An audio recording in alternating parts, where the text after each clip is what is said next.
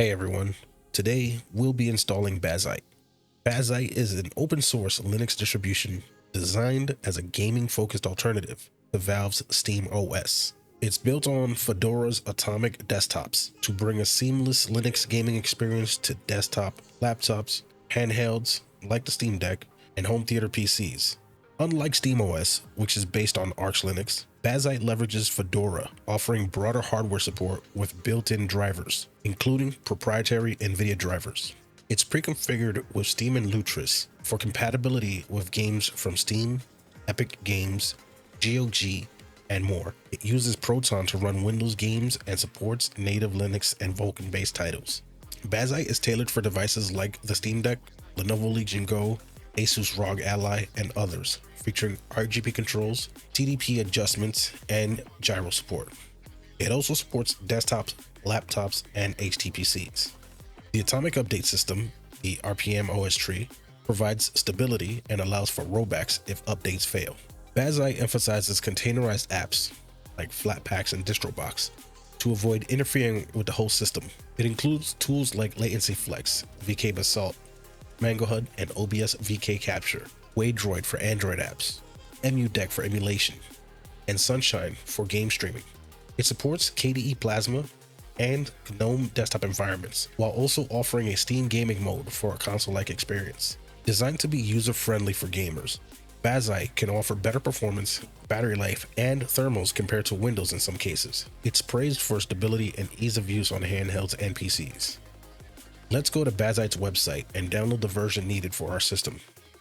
Even downloading the ISO is optimized for your hardware. It first allows us to select which type of device we have. Then we can select the GPU brand installed in our PC, such as AMD, NVIDIA, and Intel, with legacy options as well. Several desktop environments are supported, including KDE and GNOME, with Budgie coming soon.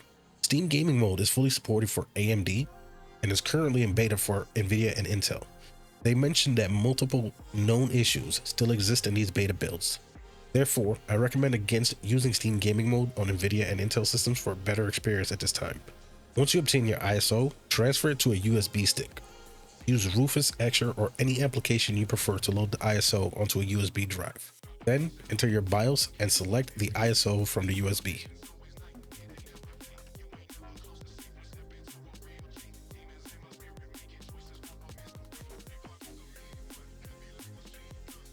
So now we made it to the installation page. We're just going to select English and continue. From here, we have to select which hard drive we're going to use. So I'm going to go ahead and use this hard drive that I have Windows installed on. Make sure that check is on the hard drive you want to use. From here, when we click done, it's going to ask us to reclaim space.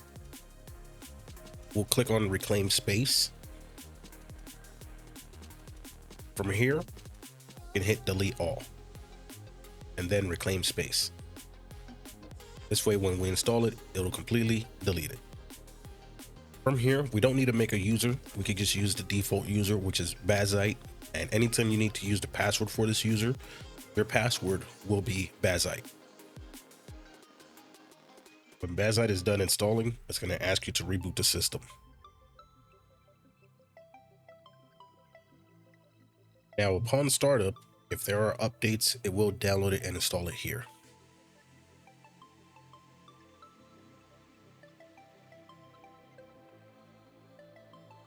Now we're at the SteamOS startup page or setup page.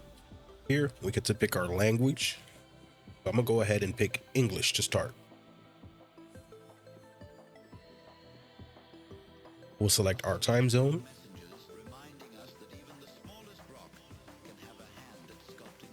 And your network. If you have Wi-Fi, it'll show up here. Next, there's more initialization and updates. Once this is done, it'll reboot.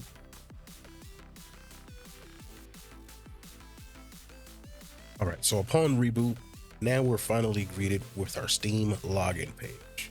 I'm gonna go ahead and log in.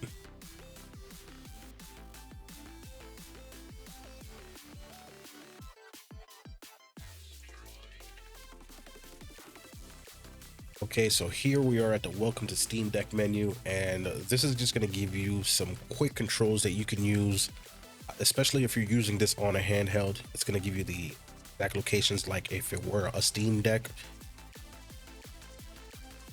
While doing this on a PC, none of these are really necessary for us, but we can use the Xbox controller or whatever controller you may use to navigate these windows later on.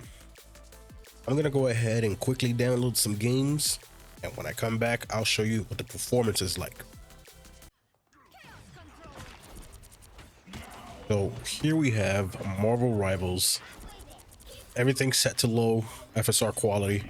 And if I didn't mention the specs of the system yet, we have a Ryzen 5 3600 with a Vega 56 in there. And as you can see, the performance up top, we're sitting around 90s, especially in the thick of action here. I am playing with a controller just to test out the home theater experience. But yeah, that frame time graph looks real smooth, solid gameplay here.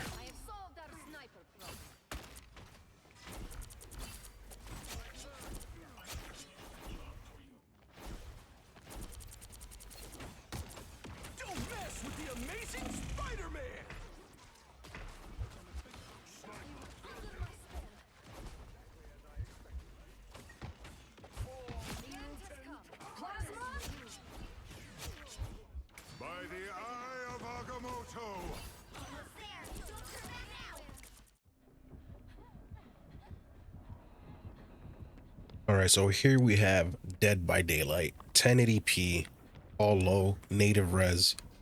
And the reason we play low is because this is generally a dark game, and you put this thing higher and it's gonna get really dark on you.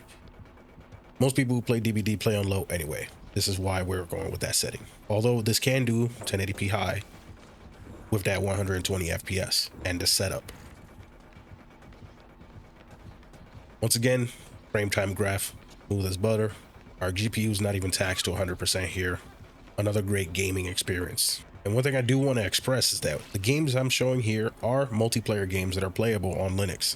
There's a lot of bad advice out there that says Linux can't play online multiplayer games, but there are many handful of online multiplayer games that are playable through Linux. But the ones that stand out of note are Call of Duty, Valorant, League of Legends, Apex Legends. Those can be a hard sell for other people if that's the only games they're playing.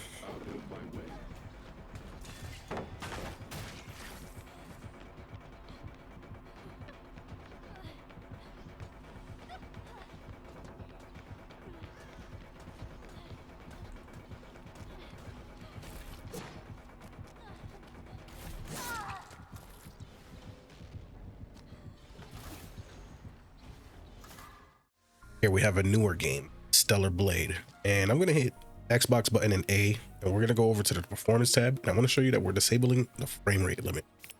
Originally, this comes with the limit at 60, and this is how you can disable it. Here we have it running medium settings, SR3 quality.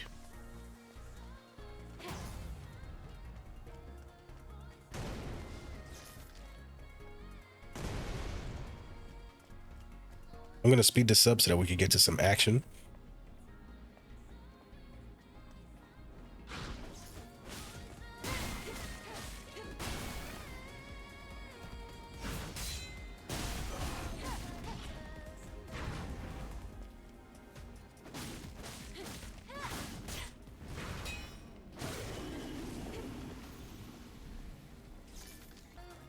You can see the game holds up really good in combat.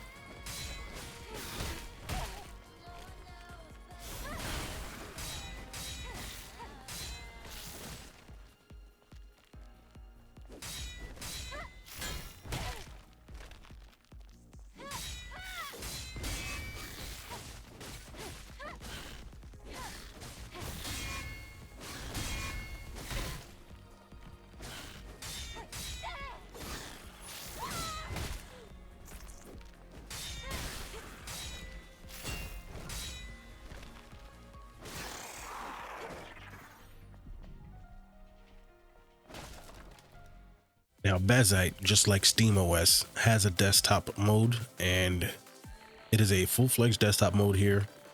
We can use the Discover app to get more applications, but again, it's going to follow that same system behind what Steam Deck is. It's going to leverage Flatpaks. Any application you're going to get from the Discover store, which is going to come in a Flatpak package, With this, you can get something like Heroic Games Launcher, which we're going to use to launch other games here too.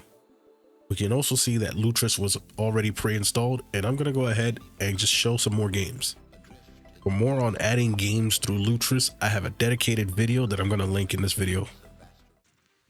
Next game is Zenless Zone 0. I installed this by installing Hoyo Play through Lutris. I have a dedicated video on that I'm going to go ahead and link below. Now for me, the frame rate in this mode has always been frantic, but that doesn't mean the gameplay doesn't feel smooth. Frame time graph doesn't show major spikes, so we're not getting hard stutters or anything like that. The gameplay feels rather smooth compared to what it looks like. Genshin Impact can also be played through this manner. The only Hoyoverse game that can't be played right now regularly without going through other means would be Honkai Star Rail. So 2 out of 3 work.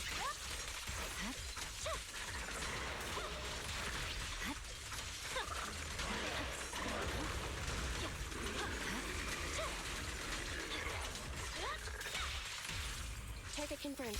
Good. It's no good surrendering. I see it. Weak on.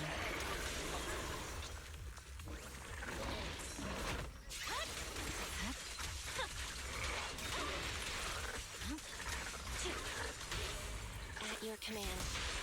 Neat and tidy.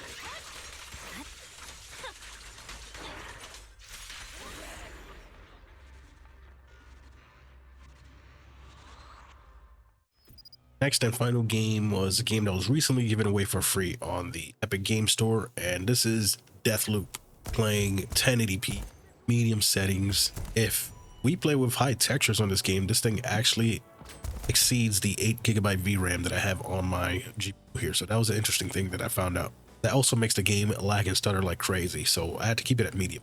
But as you can see, smooth frame time graph, smooth gameplay. If you liked the video and found it informative, don't forget, give the video a like. I also have support links listed down below, and we have a new support tier of 99 cents for memberships. If you guys have any questions or comments, leave them down below. I'll try to get to as many as I can. I want to thank you all for watching. I'll catch you in the next one.